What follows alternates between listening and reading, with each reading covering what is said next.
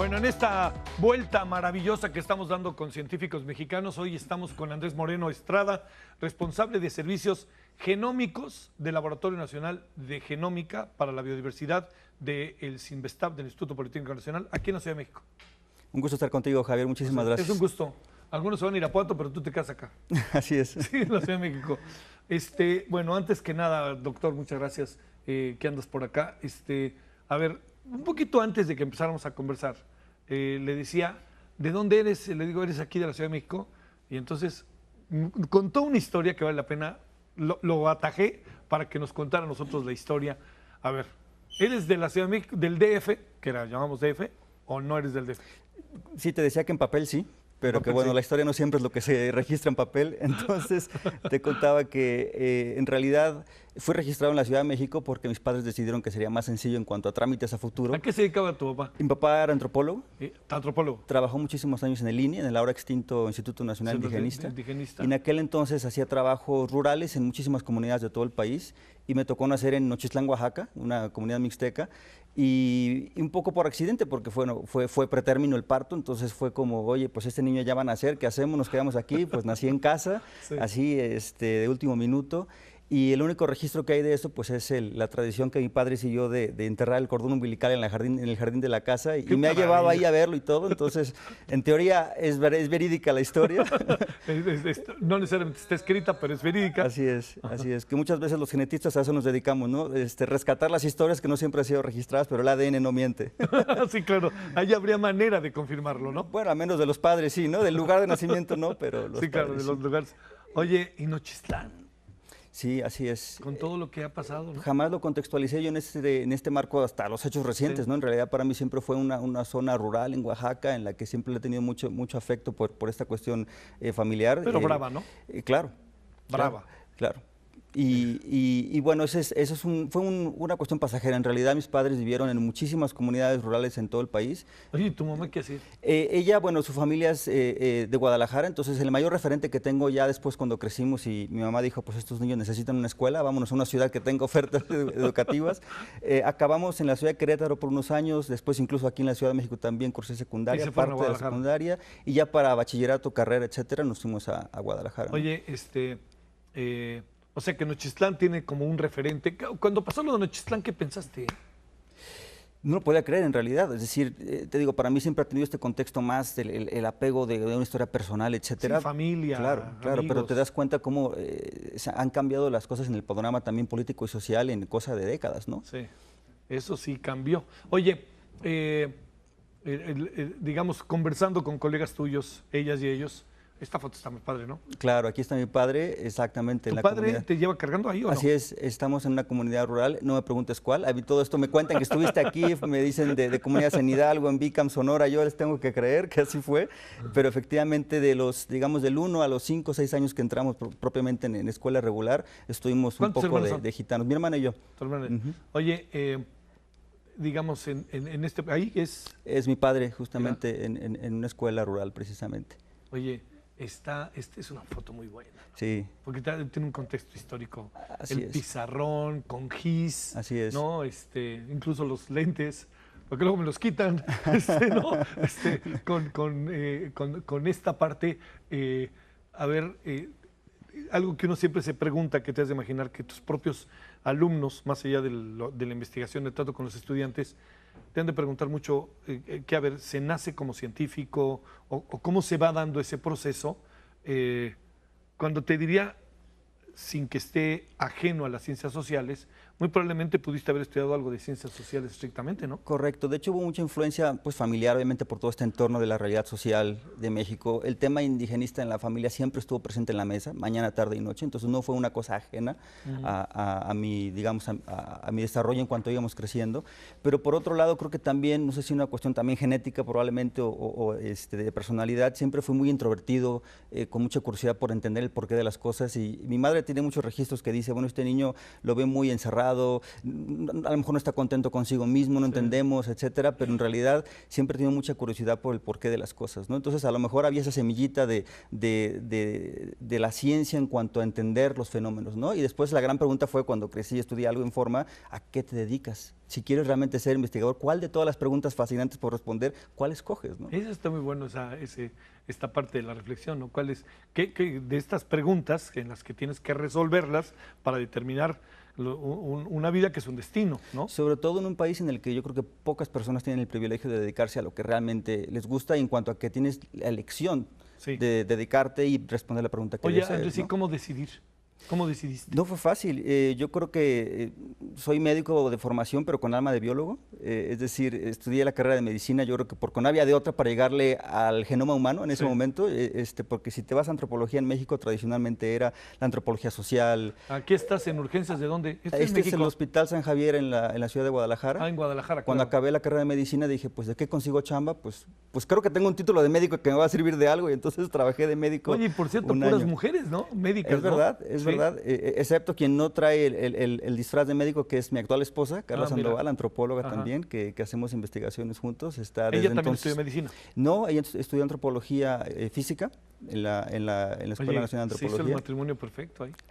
Pues, porque tú querías hacer algo de la antropología, lo traes de casa, en fin. Así es. Estudiar medicina era, digamos, bueno, también estudiar medicina es como un poco convencional, ¿no? Pero no fue por ¿Cómo esas llegaste a la razones, medicina? Mi padre siempre se preguntaba, bueno, ¿y este muchacho de qué va a vivir, no? En cuanto a no algo remunerable. Oye, no es el único que se lo pregunta. Así es.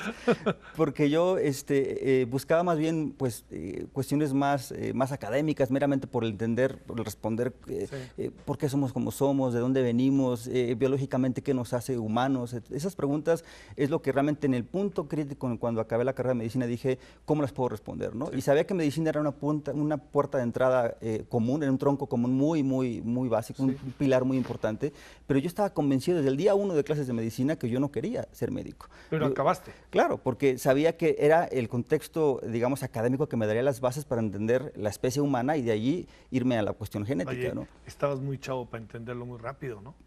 Pues no creas que lo descubrí tan fácilmente, fue un poco votar y votar, que yo, para empezar, no existían estas disciplinas que ahora hay en día de genómica directamente desde incluso la carrera, que ahora en la UNAM tiene un programa fantástico de ciencias genómicas, desde después de tu prepa ya puedes entrar a ser especialista, ¿no? Lo tuve que descubrir pues a golpes y estirones hasta que descubrí que existe la antropología biológica, ¿no? Que por cierto fue un poco la peripecia con la cual conocí a Carla Sandoval, esta antropóloga que estaba en ese entonces haciendo su tesis de licenciatura aquí en la UNAM en ciencias. En ciencias, y entonces fue cuando descubrí toda esta área de antropología biológica, que era precisamente la unión entre la cuestión médica, la biología y la antropología, ¿no? Oye, cuando practicaste la medicina, ¿en qué área la practicaste? ¿Cuando estabas en el Hospital San Javier? Prácticamente fue ese el único año. Era un año de transición entre que acabé la carrera, me contrataron en el servicio de urgencias y en lo que conseguía la beca de CONACYT para ir al extranjero, ¿no? Oye, y urgencias, que no es cualquier cosa. Claro, así es. No. Sí, pero la adrenalina que se vive ahí es interesante. Sí, cómo no. Sí. El otro día vino la doctora que hizo el primer trasplante de corazón, la primera mujer que hizo el primer trasplante de corazón, una doctora, la verdad, formidable, Marisol, que nos decía, te digo, oye, ¿y qué hacías? Dice, yo tuve la mejor enseñanza de la vida, trabajé en urgencias de la Cruz Roja y tenía un penthouse en Polanco. Digo, ¿cómo que un penthouse? Sí, pues en el último piso de la Cruz Roja dormía diario, claro, ¿no? Bueno, claro. A ver, ¿tomaste área de especialidad en medicina? No, directamente. O sea, acabaste los 4 años y ¡pum! Vámonos a urgencias, que estabas en la transición todavía. Correcto. ¿Y cuál fue ahí qué? ¿La beca dónde? Fue en Barcelona. Fue un doctorado específicamente en genética evolutiva y de poblaciones, entonces para mí era como el oasis, que lo confirmé una vez que llegué allí y dije, bueno, es que esta gente está especializada desde hace años en un área que es justo lo que estaba buscando, ¿no? Claro. Una intersección entre el entender la biología humana con herramientas genéticas. ¿Cuántos años en Barcelona? 5 años de doctorado. Fíjate, ¿no? Nochistlán y luego lo de Barcelona. Así es. De lo que pasó, así es, ¿no? Así es. Ahí en las Ramblas. Así es. A ver, déjame decirte, uno se pregunta mucho, y he platicado con colegas tuyos, lo sabes, ¿cuál debe ser el desarrollo de un científico? ¿Qué es lo que debe de hacer un científico en un país como este? Y particularmente ahorita, ¿qué es lo que estás haciendo?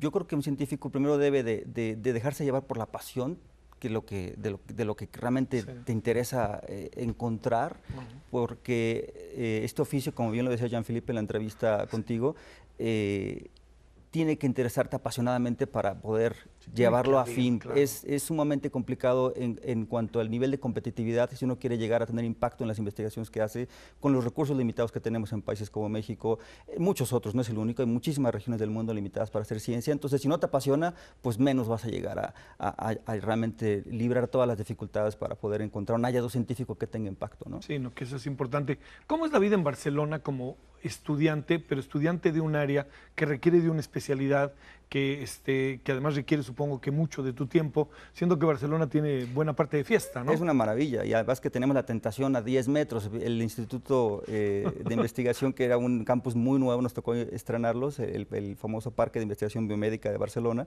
es una maravilla de edificio frente a la playa. O sea, sí, bajas del laboratorio y estás en la playa. Tenemos ahí partidos de voleibol, etcétera, y dices, ¿me subo de regreso al laboratorio, termino mi tesis o no? ¿O le seguimos un set sí, más? Claro, ¿no? Entonces claro. Era un dilema. ¿En las afueras de Barcelona? No, está justo en el corazón de la Barceloneta, que es una parte central. Sí, ¿no? Es una zona muy bien ubicada. ¿En qué año fue eso? Esto fue del 2003 al 2009. Entonces fue una maravilla de etapa, además que fue el tiempo en el que también pues nos casamos, Carla y yo, se vino a hacer el doctorado junto conmigo al mismo grupo, empezamos también muchas ideas que ahora son el fruto de toda esta semilla que nació en Barcelona, así es. Al igual que ha de ser el fruto de la hija, ¿no? Ese fue un poco después, ya que estábamos en Estados Unidos en el postdoc, pero sí, exactamente. Bueno, a ver, ¿te fuiste luego de Barcelona? De Barcelona, de hecho, Carla, mi esposa, consiguió una beca para hacer una estancia corta en Londres, estuvimos en un postdoc muy corto en Londres, y de allí fue cuando conocimos a nuestro anterior mentor, el profesor Carlos Bustamante, experto en genética humana a nivel mundial, que nos conoció juntos, sabía que el tema que nos interesaba era estudiar la genética de poblaciones indígenas. Aquí estamos en el matrimonio, precisamente. Mira, qué padre. Se casaron a usanza de tus orígenes. Claro, y además Carla, siendo antropóloga, que también tiene experiencia de campo en comunidades indígenas, trabajó mucho con los triquis de Oaxaca. ¿Esto es en Oaxaca? No, esto es en Acteal. Acteal. Nos casamos en Chiapas. Fíjate. Oye, ¿tú vas a puros lugares en donde cosas fuertes han pasado? Pues son conexiones un poco del entorno familiar que hemos vivido. Claro. Nuestro padrino Andrés Sobrí, que a lo mejor por aquí sale en alguna de las imágenes, era una conexión muy fuerte que teníamos nosotros con Chiapas, y entonces decidimos casarnos en la Acteal. Yo siempre le dije a mi mujer, yo quiero casarme en una montaña, o sea, yo quiero una comunidad indígena. Bueno, pues busquemos una comunidad indígena en las montañas, ¿no? Entonces nos casamos. Yo conozco bien Acteal, la pasó feo. Aquí está Andrés Sobrí, es el que es el maestro. Así es. Y ahí también han de estar en ¿qué? Esto es en una zona de Tlaxcala, en realidad. Sí. En alguno de los encuentros que tuvimos, interesantísimo personaje, lo quiero muchísimo, y falleció ya en unos años, y fue cuando entendimos toda la conexión tan íntima que tenía con el zapatismo, ¿no? Sí, era una parte fundamental, ¿no? Así es. Es que fíjate, y ahí estás con los zapatistas. Claro, porque cuando fallece Andrés Sobrí, había el dilema de, bueno, y todo el acervo y el legado histórico que eso era clave. Que él conservó, ¿qué hacer con ello, no? Entonces decidimos, bueno, esto le pertenece a los zapatistas más que a nadie más. Entonces hicimos una entrega, digamos, que tuvo que ver, pues hubo toda una formalidad, no es tan fácil que a los zapatistas tú les dices, te quiero regalar esto, pues aunque sea regalado, ¿por qué? Y hay que hacer todo un consenso, y si es regalado, ¿no? te dicen más bien que no. Así es. Entonces, comprendieron perfectamente que provenía pues todo este legado de Andrés Sobrí. Oye, a ver, ¿y esas otras fotos dónde eran? ¿En Guadalupe Tepeyac o en dónde? Estas fotos anteriores que estabas con los zapatistas. Esto es en Unitierra, en la Unitierra, que es la universidad indígena, sí, muy bien. Justamente a las afueras de San Cristóbal de las Casas, en donde se construyó una biblioteca incluso a propósito para poder recibir todo el legado de Andrés Sobrí. Sí. Y ahí es donde está actualmente, ¿no? El rector Raimundo fue muy amable en ayudarnos a interceder en esta conexión con zapatistas, y bueno, pues es una felicidad que haya conservado todo eso. Sí, ¿no? Claro. A mí me tocó todo el periodo, como puedes imaginar, el 94, vivía allá mucho tiempo, muchas conversaciones con el subcomandante. Así es. A mí me ayudaron a entender muchas cosas. Yo siempre digo que ese movimiento le dio al país un giro fundamental en la historia indígena y en el reconocimiento indígena. Claro. Que tu mujer lo ha de ver mucho más, con más nitidez, ¿no? Así es. A ver, y sigo pensando cómo no te metiste en cosas más sociales. Aunque estás en ellas, ¿no? Pero me refiero, Tiene un impacto social muy grande y creo que esa es la maravilla de conjuntar disciplinas, porque aunque estamos en un contexto meramente, técnicamente hablando de genética, pero es genética de humanos, ¿no? Entonces no puedes disasociar esta implicación social de nuestra propia identidad, de qué me sirve a mí saber mi perfil genético, ¿no? Eso tiene una gran implicación individual hagamos una cosa, y poblacional, Andrés, ¿no? que hablamos de la genética regularmente y no alcanzamos a entender que el genoma humano. Imagínate que estás en una clase con alumnos de preparatoria. ¿Qué es esto de la genética? ¿Qué es esto del genoma humano? ¿Qué es todo esto que tú, qué es tu vida, qué es tu trabajo y que estás investigando cotidianamente? Así es. Básicamente es el registro histórico de quiénes somos, ¿no? Es una línea directa de nuestros ancestros, y esto hablo del origen de la humanidad, y si me apuras, incluso de la vida misma en el planeta. Es decir, es impresionante cómo la herencia, y esto funciona en cualquier organismo, es realmente la transmisión de quiénes somos, ¿no? Entonces, entender la genética y el genoma humano es simplemente este código de información que nos puede descifrar, ayudar a descifrar qué perfil tenemos, qué nos hace individuos, qué nos difiere del vecino, de la población, de otra región, de otro continente y de otras especies. Entonces lo puedes ver, para mí es como un árbol de la vida muy interesante, en donde las herramientas son similares, puedes comparar especies, entonces hablas de diferentes ramas del árbol, si tú quieres, o diferentes individuos de la misma especie, entonces son diferentes hojas de la misma rama, si tú quieres, ¿no? Entonces tú puedes elegir el nivel en el cual entender esa diversidad biológica, y las herramientas serán similares, son entender evolución, entender genética, y ahora hay que entender computación y bioinformática, porque ahora la explosión de datos es tal que necesitas herramientas bioinformáticas para analizar todos estos datos, ¿no? Se transforma, se cambia, se mueve la genética de los seres humanos a través de lo que ustedes hacen, de lo que tú haces, se conserva. Además de conocerla, ¿cuál es el objetivo? Yo creo que hay dos grandes aplicaciones. Una es efectivamente de aspecto histórico y antropológico, entender de dónde venimos, cómo es que la población a la que yo pertenezco ha sido como es o está en el lugar que está, de dónde se separó, hace cuánto tiempo, y eso tiene múltiples intereses de décadas o siglos de preguntas que aún no se han respondido muchas de ellas, ¿no? Yo creo que la genética nos puede ayudar a entender eso. Por otro lado, la gran segunda aplicación es de tipo biomédico. Evidentemente, si yo conozco el perfil genético de los individuos o de las poblaciones, no somos iguales de una región u otra, incluso dentro del país o en otras regiones del mundo. Entonces, hay características genéticas que nos van a determinar el riesgo de enfermedades o el por qué respondo a un medicamento y otra población no. Entonces, eso tiene una gran aplicación biomédica farmacéutica, que de hecho el motor de mucha de la investigación que se hace en nuestra área proviene del aspecto, digamos, de agencias de interés biomédico, de farmacéuticas que quieren inyectar dinero a entender esto cada vez a mayor detalle, ¿no? Eso, esta parte, ¿cómo defenderse de esa? Bueno, gran parte de eso creo que es la razón por la que estudiamos poblaciones indígenas de México y toda Latinoamérica. Ah, eso está muy interesante. Porque creo que si las poblaciones indígenas en general de regiones poco atendidas y poco representadas en los catálogos genéticos de variación humana, si no participan en los proyectos a nivel genómico, pues menos te vas a poder beneficiar de los frutos científicos una vez que lleguen, cuando entendamos más este genoma humano a nivel mundial, ¿no?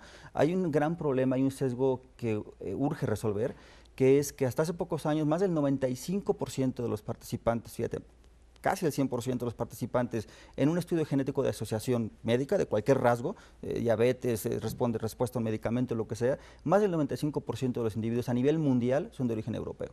Entonces, conocemos el perfil genético de poblaciones de descendencia europea de manera a la perfección, digamos. Tenemos un catálogo muy bien detallado del perfil genético de europeos.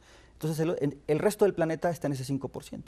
Entonces, urge corregir ese sesgo para que entonces otras regiones del mundo también sean representadas en catálogos de variación humana, ¿no? Y entender un poco los perfiles genéticos para cuando la genómica de precisión, la medicina de precisión y la genómica llegue a poderse aplicar a otras regiones del mundo, estemos preparados para hacer la conexión entre el perfil genético de las poblaciones y los beneficios genómicos, ¿no? Oye, esto del 95%, pues es que también te determina, pues los europeos no son indígenas, no son americanos, así es, no son africanos, asiáticos. Y la fracción de diversidad que contiene el continente europeo como tal no se acerca ni por asomo a la diversidad africana, por ejemplo. Claro. ¿No? Incluso quizás a la latinoamericana. Correcto. Sí, ¿no? Así es. Oye, ¿cómo entraste al CIMBESTAB?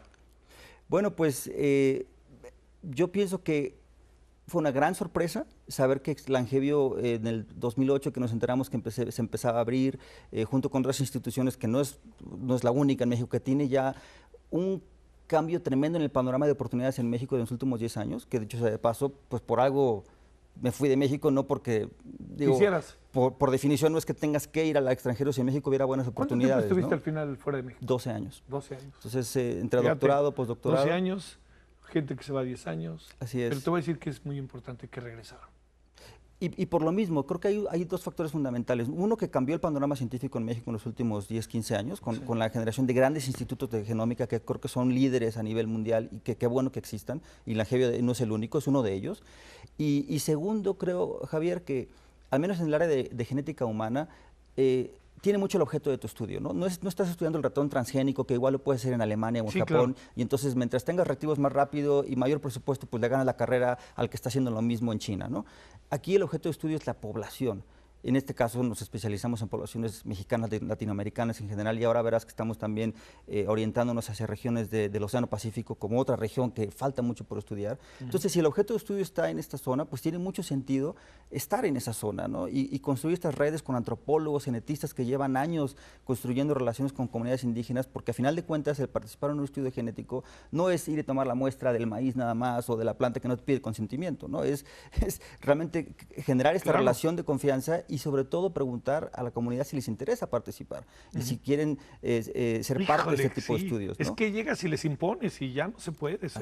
Así es. Y incluso, desgraciadamente, por experiencias previas de ese tipo, pues se les cierra la puerta a los investigadores que vienen adelante, pues por una experiencia previa, ¿no? Entonces esto es muy importante tenerlo en cuenta y es donde los antropólogos juegan un papel crítico, ¿no? Entonces, por eso fue muy importante regresar a México, ¿no? Y a la par que ya existían lugares como la Angevio, que son un caldo de cultivo maravilloso en un alto nivel de calidad, pues realmente yo no he hecho en falta nada del nivel de investigación que hacíamos en el extranjero de lo que estamos haciendo ahora. A ver, esa parte que hemos conversado con colegas tuyos es lo que uno se pregunta. Uno sabe que está este tema de la fuga de cerebros, ¿no? Que tú estudias en el extranjero y de repente en el extranjero te ven en algún lugar y dicen, oye, no te vayas, quédate aquí. Y es una tentación real, grande, económica, etcétera. Que también se puede deber a otra variable, que es la pregunta. Tú te vas al extranjero y te puedes poner a pensar, ¿ya qué regreso ahora? Claro. ¿No? A ver, todo ese proceso de la que regreso significa que empiezas tú a apreciar un gran desarrollo científico en México, y no lo digo como para el lugar común, sino como para pensar ya no en ti, ¿no? Claro. Imagínate a Andrés Moreno, que tiene hoy 25 años. Claro. El de 25 años, ¿cómo le va a hacer, no? Así es. Y es un reto grande que lo compartimos muchos de los profesores. Repito, yo creo que tuve una situación afortunada en la que tenía la posibilidad de incorporarme a la Angevio, que es institución de punta, como lo es también el INMEGEN, que tiene también unas grandes oportunidades, centros de ciencias genómicas en la UNAM, pero no son suficientes, ¿no? Es decir, chavos que tú ves que ahora salen de 25 años súper bien preparados, dices, pues claro que pueden tener muy buen éxito en el extranjero, ¿no? Sí es un reto que para estos centros grandes que queramos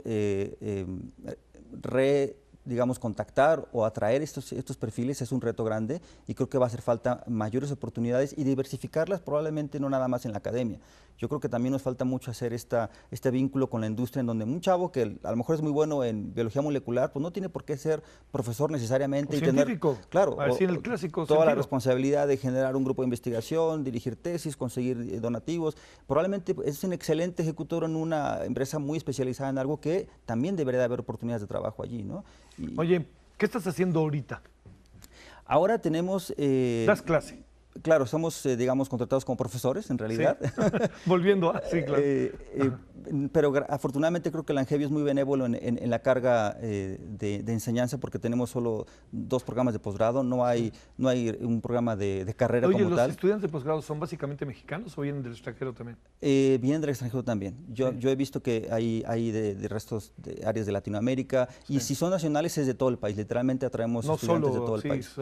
A ver, aquí está tu equipo, supongo. Este es el grupo actual, bueno, ahora ya creció un poco más, tenemos más integrantes nuevos, pero esta es una fotografía reciente. Estaba ahí un chavo, creo que tiene 22 o 23 años, ¿no? Así es. Se ve chavito. Así es, y son estudiantes que hacen su rotación de último año en la carrera de Ciencias Genómicas, por ejemplo, que, como te decía hace un momento, ya con 3, 4 años de especialización, pero tan temprana, están como chavos de doctorado, ¿no? Sí, claro, y para mí son chavos que están realmente a la altura de cualquier otro estudiante del extranjero. Te interrumpí, ¿qué estás haciendo ahorita?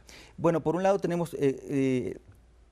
continuamos toda la línea de investigación que iniciamos cuando estábamos en Stanford, en concreto en el grupo de Carlos Bustamante, como comentaba, donde nos especializamos en poblaciones latinoamericanas. Entonces estamos continuando todo eso con 3 grandes capítulos. Yo diría, por un lado, estamos haciendo un catálogo de México incluso a mayor detalle del que ya hicimos en 2014, que fue una publicación de 20 poblaciones indígenas. Entendimos que las diferencias en México son tremendas, ¿no? Si tú te vas al norte, en Sonora, el grado de diferenciación es muy diferente al de los lacandones en Chiapas, y esta diferenciación es tan grande como comparar, por ejemplo, europeos con asiáticos, ¿no? Entonces es un país altamente diverso y extendemos ahora ese enfoque a un estudio mucho más grande en México, que es el proyecto del Biobanco Mexicano, en colaboración con el Instituto Nacional de Salud Pública, que ha colectado 40,000 muestras de DNA de todo el país. Y esto ya se hizo en realidad hace 17 años, que es la Encuesta Nacional de Salud del 2000. Entonces, digamos que la chamba más difícil y costosa ya está hecha, es un tesoro el que está allí como biobanco de DNA.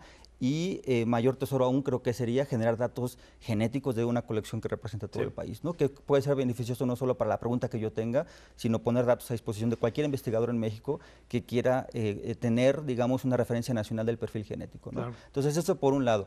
El resto de cosas que estamos haciendo son con otras regiones de Latinoamérica. Estamos muy metidos ahora en caracterizar población de Sudamérica, Perú, Chile, y por extensión de Chile estamos también ahora en un proyecto de diversidad en Isla de Pascua, que por ahí veíamos imágenes de la Isla de Pascua. Tuvimos la suerte de poder ir a la isla e iniciar y proponer un proyecto de diversidad en la que la población de origen polinesio pueda ser estudiada genéticamente, ¿no? Entonces, esas son las grandes áreas. Oye, hace rato me llamaba la atención que decías, supongo que hay zonas de México que más o menos están estudiadas, pero dijiste el Océano Pacífico. Por esta conexión precisamente de Isla de Pascua, porque claro, llegamos a Isla de Pascua y nos enteramos, bueno, por supuesto que estos son de origen polinesio, pero para entender su origen, pues tengo que echarme un clavado pues más lejano, hacia la Polinesia. Entonces ahora tenemos una colección de 7,000 DNAs de más de 100 islas de todo el Pacífico para comparar de dónde llegaron a Isla de Pascua. Oye, nos vamos a sacar una foto, si te parece. Excelente. No sé si cambiarnos los dedos otra vez, porque... Oye, a ver, te voy a hacer la pregunta. No sabemos cuánto quedaron, que quede claro. ¿Rafael Nadal o Del Potro? Creo que Nadal. Por puro amor personal, pero ya no estoy seguro. Ya no sabemos el resultado, que es una ventaja. ¿Sí nos sacamos la foto que ni cuenta me di? A ver. Sí, a ver, perdón. Ahí está. Sí, perdón, es que ni cuenta me di. Ahí estamos. Oye, no, Muy pero bien. te digo, porque sé que eres nadalista, yo también. Perfecto. Yo también. Fantástico. Me gustaría que hubiera ganado. Fantástico. Yo estoy... No, entonces, oye, y me enojó que eliminaran a la Muguruza, pero ya regresaron un día de estos. Es verdad. Y como me gusta la selección mexicana, no me gusta cómo juega, pero me gusta la selección mexicana, espero que le vaya bien. No. ¿Cómo le haces para manejar tantos temas? De política, ay, mira quién habla. Bueno, muchas gracias. No, un gustazo de verdad estar gracias. contigo. Pásenla bien, hasta la próxima. Gracias.